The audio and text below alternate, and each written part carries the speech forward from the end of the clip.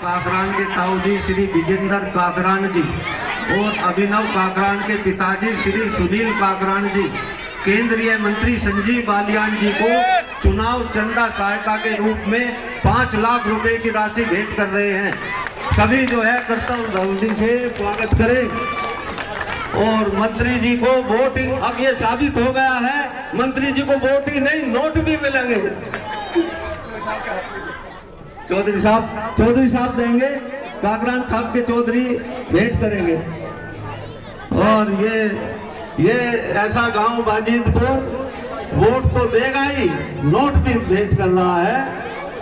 और मंत्री जी जो है तीसरी बार फिर संसद में पहुंचेंगे, तो ये सम्मान है मंत्री जी, ये आशीर्वाद दे रहे हैं मंत्री जी को विजेंद्र काकरान जी और काकरान खाप के चौधरी ओमपाल काकरान जी। और ये बहुत अच्छा आज का जो है ये दिखा दिया गांव बाजिदपुर ने कि वोट तो मिलेंगे, नोट भी मिलेंगे। आज जो हमारे बंटवारा हो गया था, उस बंटवारे की दीवार गिरने के बाद हमारा फिर से साझा हो गया। और जब साझे में काम होता है तो हमेशा तरक्की होती है। तो इस साझे से आज बड़ी खुशी है कि हम सब एकजुट होकर के विकास के लिए हम संजीव बालियान को आगे तीसरी बार एमपी बनाने के लिए और अपने विकास को गति देने के लिए उनका चुनाव करेंगे और करते आ रहे हैं और करते रहेंगे। मैं सबसे ये अनुरोध करता हूँ कि 19 तारीख को एक तरफा सभी मिलकर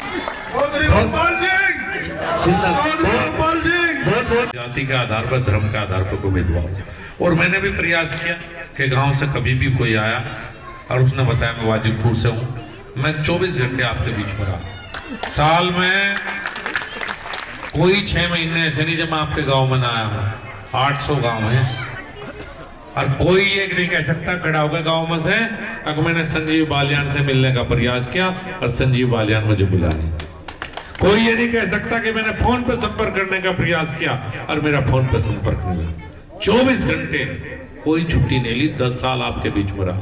अड़ोस पड़ोस में 6-7 सांसद हैं, हमारे नेता बैठे हैं रोहित भाई। 7 के 7 जिले यहाँ में मुझे फंड रिश्तेदारी ढूंढ गए। वाजिदपुर में पूछेंगे भाई संजीव बालियान के दौरे लेके चलो, काम है। एक में ही बैठा पाऊं, अड़ोस पड़ोस के सारे जिले के लोगों को उठूं। मुजफ्फरनगर लोकसभा को नहीं उठता, आपके रिश्तेदारों को भी उठूं। सच्चाई बता रहा, कड़वी सच्चाई है। 24 घंटे आपके बीच में। अब मुझे उम्मीद है कि 19 तारीख को, पर एक बात सुन लो, आज गांव में 90% से कम पोलिंग पर काम नहीं बन सकता। बहुत से ऐसे गांव हैं जहां मेरे खिलाफ 90% पोलिंग होती है। उसकी टक्कर अगर कोई देगा तो वाजिदपुर जैसे मेरे कुछ गांव रास्ता हो, टिमोड़े का हो, किशन को जाने वाला हो, नटोर को जाने वाला हो, भलेडी से लूट होती थी, पिटाई होती थी। लेकिन जब से योगी जी ने शपथ ली 2017 में, गुंडागर्दी समाप्त होगी। और शायद माननीय प्रधानमंत्री नरेंद्र मोदी जी की नीतियों से खुश होकर और समझकर जयंत चौधरी जी ने निर्णय लिया कि भारतीय जनता पार्टी के साथ गठबंधन करना चाहिए। जबकि 10 सीट दे रहा था ये अखिलेश यादव और भाजपा से मिली 2 सीट पर शपथ कर लिया, क्योंकि राष्ट्र हित में काम करने वाली पार्टी भारतीय जनता पार्टी है। हम मिलकर हम सब राष्ट्र के लिए काम करेंगे, देश के लिए काम करेंगे, तरक्की का रास्ता एक नया निकालेंगे।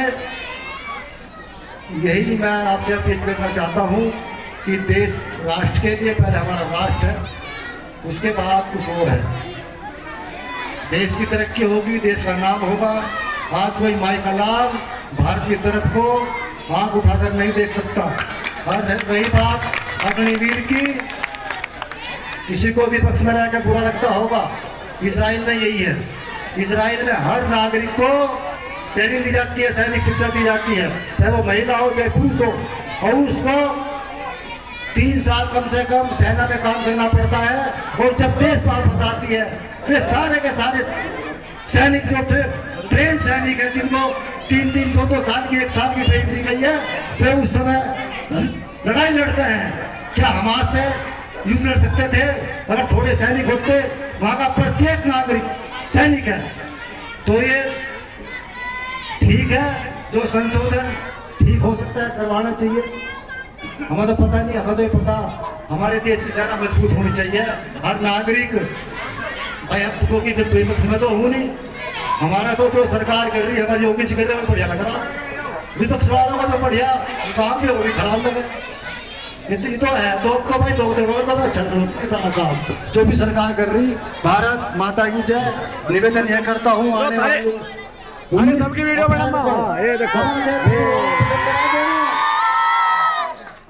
कुछ को आदत है नलका दबाने की।